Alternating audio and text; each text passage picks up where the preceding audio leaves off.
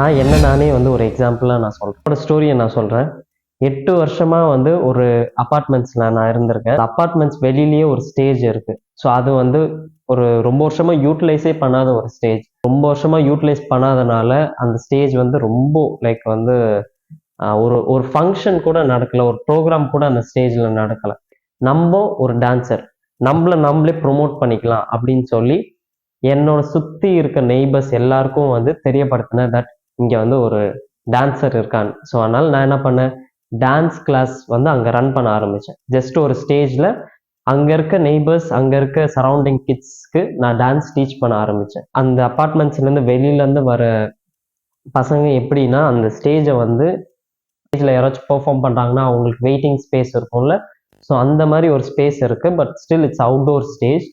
அந்த ஸ்டேஜில் என்ன பண்ண ஆரம்பிச்சிட்டாங்கன்னா, they started doing all the bad things, bad habits வந்து வளர்த்துக்க ஆரம்பிச்சிட்டாங்க. சின்ன பசங்கள்லேருந்து பெரிய பசங்க எல்லாருமே வந்து அந்த ஒரு பேட் ஹேபிட்ஸ்க்கு வந்து போக ஆரம்பிச்சிட்டாங்க.